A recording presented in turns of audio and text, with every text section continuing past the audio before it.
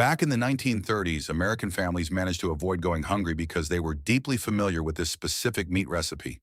It is a simple, cost-effective method that allows for storage for up to 2 years. During times of war, economic depression, and empty store shelves, the people who knew this technique didn't have to worry. Interestingly, we are seeing similar patterns happening in the world right now.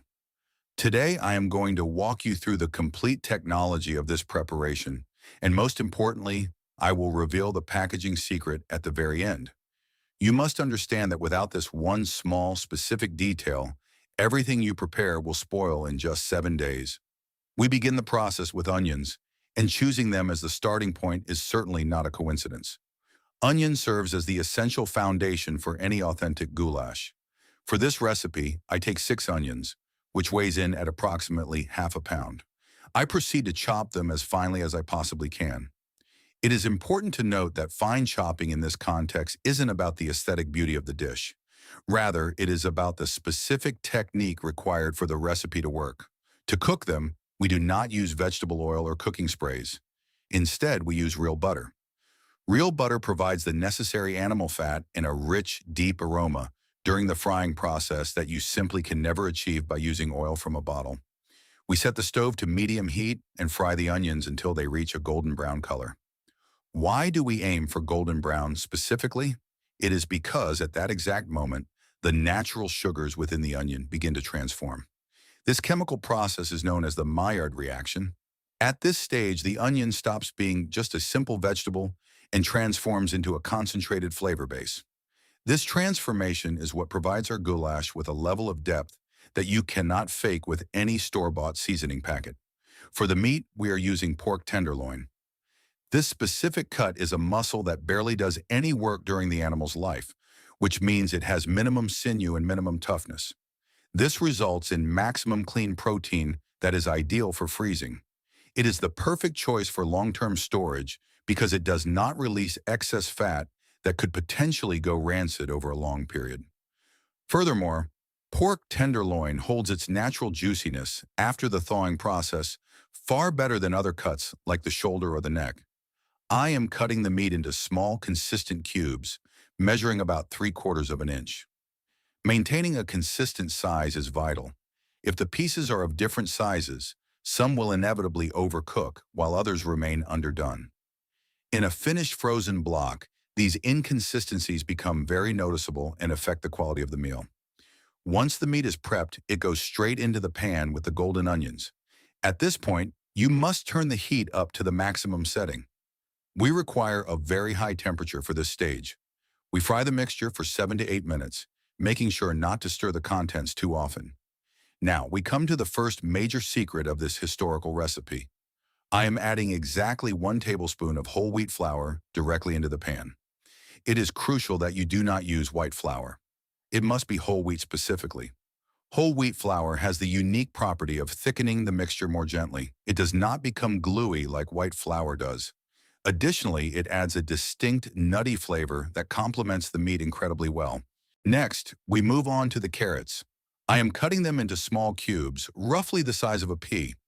I add them to the pan last, only after the onions and the meat have been properly prepared. The reason we add them last is that carrots are firm and are able to hold their physical structure for a long time. If you were to add them at the beginning of the cooking process, they would turn into mush by the time the rest of the ingredients were ready. We stir-fry the mixture for an additional 2 minutes. Now I am pouring in hot water. You will need about 2 cups, which is approximately 16 ounces. On top of this, I add black pepper and sweet paprika, using about 1 teaspoon of each.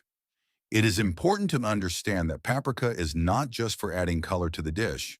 It contains antioxidants and acts as a natural flavoring agent that opens up and develops completely differently during the braising process than it would if it were simply added at the end.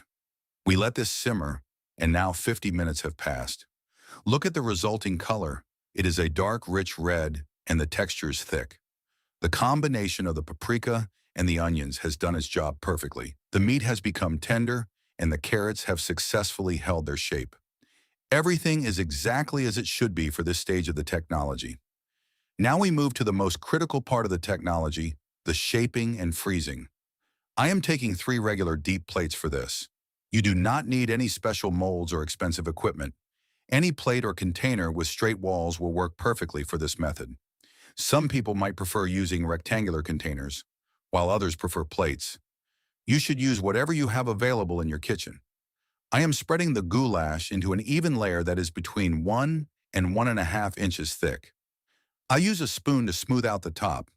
It is very important that the layer remains consistent across the entire surface of the plate. This consistency ensures that the block freezes evenly and makes it much easier to store later.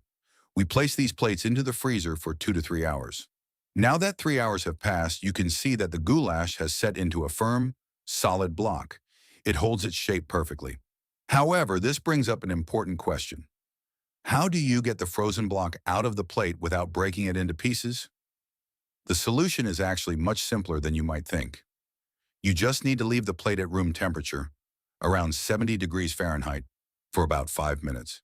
You do not need to apply heat, you do not need to shake it, and you certainly do not need to dig it out with a knife. You simply wait. After 5 minutes, the block slides out on its own. It remains flat, whole, and in a perfect shape. This is what proper technique looks like. However, we must move quickly now. We only have about 10 minutes before the block starts to thaw on the outside, so we must proceed to the packaging immediately. Here is the main secret that I promised at the beginning of this guide. To ensure a 2-year shelf life, you must use 2 layers of packaging. The first layer is parchment paper. You must wrap the block tightly.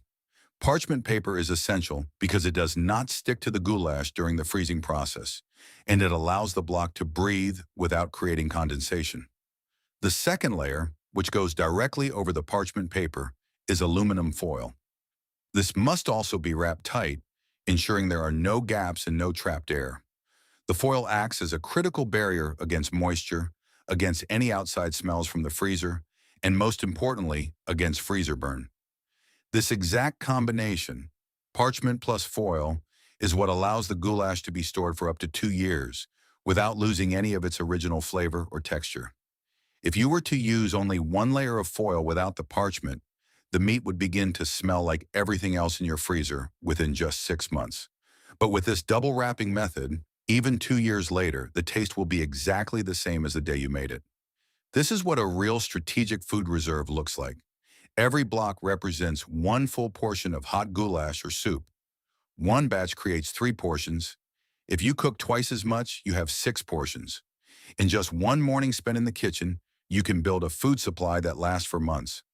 I want you to write in the comments right now, do you actually stock food in case of a crisis? I am genuinely curious to see how many truly prepared people are watching this channel. Now for the moment of truth. I am going to show you 2 practical ways to use these frozen blocks. Method 1 is for a quick goulash. You place the frozen block directly into a cold pan, add 4 to 5 tablespoons of hot water, and turn the heat to medium. 5 minutes later, you will see that the block has melted completely. The sauce has returned to its original consistency. The meat is just as juicy as it was originally, and the carrots have held their shape. It has the same texture and the same taste as the day you cooked it. You can serve this with rice, mashed potatoes, or just a simple piece of bread. This demonstrates the power of this technology. You spend 2 hours one time, and you gain a supply that works in any situation. If you have no gas, a small camping stove and some boiling water are enough. If you have no time, lunch is ready in 5 minutes. If there is no food on the store shelves, you already have everything you need. Method 2 is for making soup in 5 minutes. Place the frozen block into a pot and add 3 to 4 cups of water, which is about 24 to 32 ounces. Put it on the heat, and 5 minutes later, you have a rich, thick soup. This is real food, not something from a sodium-filled packet. It contains real meat, real vegetables, and a dense, nutritious broth. It is a full, hot meal without requiring an hour of cooking. If you want to support this channel and get access to exclusive survival recipes that I don't post anywhere else, please click the join button below to become a member. Your support helps me keep uncovering these forgotten skills from the past. If this story of survival and traditional cooking changed the way you look at the supplies in your pantry, please subscribe to the channel and like this video right now. It truly helps the channel grow. We are currently excavating the history that they have tried to bury. Let's Geo Trong the future together. The next treasure from the past will be opened very soon.